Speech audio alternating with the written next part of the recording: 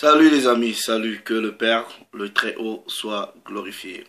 Voilà, comme d'habitude, c'est un grand plaisir de venir vous parler. Célébration du Nouvel An ou adoration au Dieu Janus. Célébration du Nouvel An ou adoration au Dieu Janus. Avant de commencer, je rends d'abord toute la gloire au Créateur, au Très-Haut, lui-même. Père, que ton nom soit glorifié. Je dis aussi un double honneur à la personne du Christ, du Messie, du préméné de toute la création, le Seigneur et le Sauveur. Donc à toi, frères, sœurs, au travers le monde, sois béni. Célébration du Nouvel An ou adoration au Dieu Janus. Bon, je vais pas ici rester longtemps, ok. Je vais pas non plus aller dans la profondeur, ok.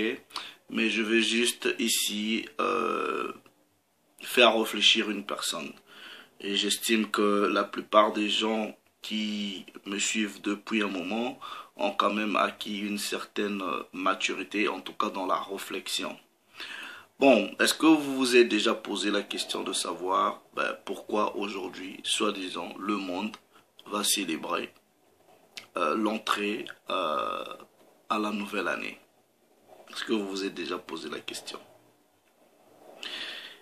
Aujourd'hui, il y en a qui vont aller passer, soi-disant, des nuits, des veillées dans les églises, soi-disant pour prier. Oh Dieu, on te remercie parce que tu nous as protégés pendant toute cette année. Il y en a qui sont morts. Toi, tu m'as fait la grâce, tu m'as protégé. Beaucoup n'ont pas vu ce jour et ils commencent à faire des soi-disant résolutions. Ouais, je pense que cette année, j'ai pas fait ceci. Ah, l'année prochaine, je vais faire cela, je vais faire cela, je vais faire ceci. Si vous n'avez pas encore compris la réalité de ce monde, vous voyez, on est dans une réalité qui est cyclique, ok? Donc, c'est un cercle. Mais dans d'autres dimensions spirituelles, ok, vous ne pouvez pas savoir où réellement est le commencement, parce que c'est une réalité cyclique. Mais je vais redescendre un peu dans la dimension physique parce que c'est ça qui est important. Donc aujourd'hui, il y en a qui vont dire, demain, aujourd'hui c'est le 31, c'est la fin de l'année. Et demain, c'est janvier qui commence. Voilà, c'est 2018. Vous n'avez pas besoin d'être un grand génie, un homme intelligent ou une femme intelligente. Vous n'avez pas besoin des gros diplômes. Vous n'avez pas besoin d'aller dans des grandes universités. Pour savoir déjà que, décembre, techniquement parlant, ne peut pas être le 12e mois.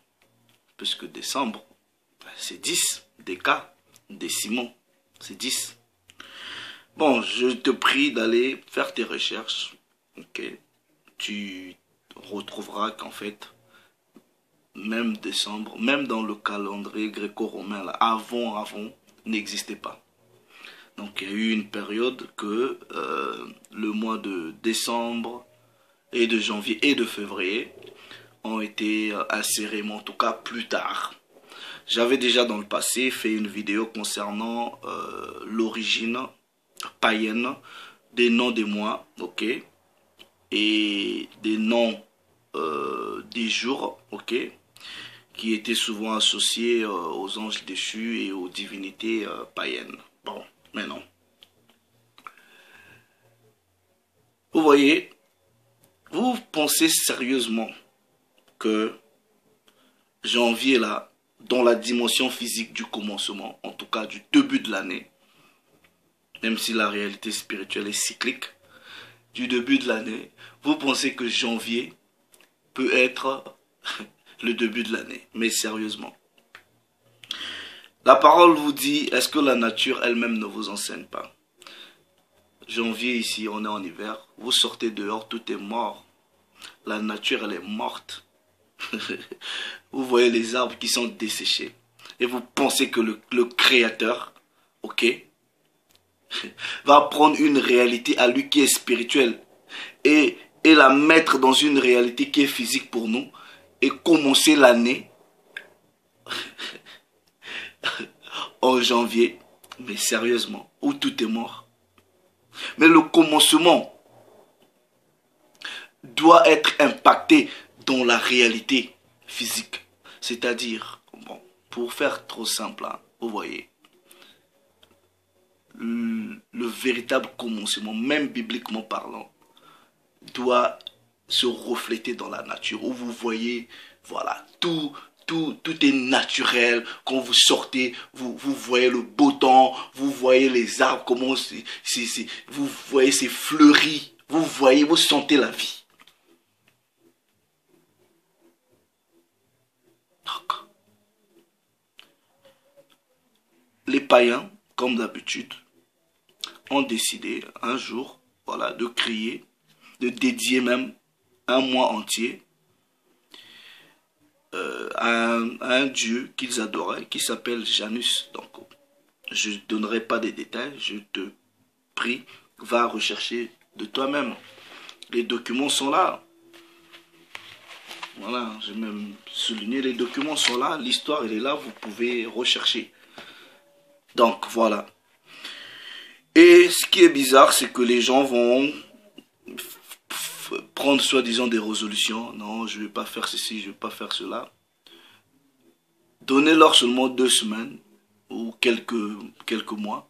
Ben voilà, ils repartent encore dans la même routine de ce qu'ils s'étaient promis de ne plus faire. Et un comportement comme ça est plus ou moins relatif à l'image même représentative de ce dieu-là qui s'appelle Janus. Il a souvent été représenté par 2 têtes, une qui regarde en avant, une qui regarde en arrière. Mais quelqu'un qui a 2 têtes comme ça, est-ce que il peut avancer? Il ne peut pas. Donc ici, là, vous faites face à l'avenir, vous faites en même temps face au passé. Donc en réalité, vous stagnez. Vous n'avancez pas. C'est pour cela ceux-là qui font des résolutions, une résolution de nouvelle année, là. Vous prenez vos résolutions, dans 2 semaines, vous repartez encore dans la même chose. Frère, réfléchissez. Réfléchissez. Sortez au milieu de tout ça. Aujourd'hui, on va dire c'est dimanche. Un jour normal, je suis là tranquille. Un jour normal. Tranquille, rien ne change. Rien. Je vais aller perdre mon temps soi-disant, où je vais, ah bon, c'est bon, je dois faire ceci, ou commencer à planifier quoi. Que le Père nous aide tous. Va rechercher d'où ça a commencé ces célébrations-là du Nouvel An. Ok? En fait, c'est une dédicace, ok? C'est un culte, c'est une adoration au dieu Janus, qui est le dieu qui ouvre l'année, en tout cas chez les païens, chez les Romains, les Grecs. Voilà. Donc tout ce que vous pouvez faire aujourd'hui, là, dans vos églises ou dans vos maisons, en tout cas en commémoration, ça va être dédié à ce Dieu-là. Et vous êtes en abomination devant le Père, devant même la réalité spirituelle du Créateur lui-même. Vous êtes en abomination avec la parole. Donc, le début de l'année,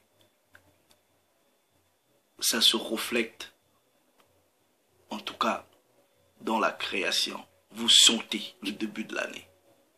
Même si la réalité est cyclique. Mais quand vous tournez dans ce cercle-là, dans ce cirque-là, vous atteignez une partie où ça vous donne en tout cas l'impression que tout recommence. Vous sortez, vous voyez le bouton, vous voyez la nature, comment elle fleurit. Vous voyez les oiseaux qui sont là, qui chantent. Voilà, à cette heure-ci là, vous sortez, vous dites que demain c'est janvier. C'est le début de l'année, mais vous rêvez ou quoi? Mon frère, ma soeur, sortez de ces choses-là. Sortez de ces choses-là. C'est une abomination. Alors à tous ceux qui vont aller passer leur temps, soi-disant, dans les églises là, vous êtes des abominables. Je dis, je répète, vous êtes des abominables. Voilà. Si tu tombes sur cette vidéo avant même que tu aies perdu ton temps là-bas, voilà, n'y va pas. Reste chez toi à la maison, tranquille. C'est une journée normale. Donc, voilà. Maintenant, je dis, je ne suis pas allé en profondeur. Va rechercher de toi-même. Va réfléchir de toi-même. Va lire de toi-même. Prends la Bible, ok? Vois ce que la Bible te dit par rapport au début de l'année, qui se reflète dans la nature, ok? Et vois ce que ces païens-là vous ont imposé. Voilà. Donc, pour l'heure, je vous dis que le Père soit glorifié. On reviendra par la grâce du Très-Haut, toujours avec d'autres détails.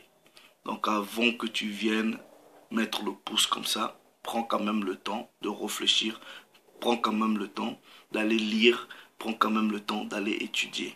Et reviens, comme ça on va discuter. Le Père s'est encore glorifié. Shalom.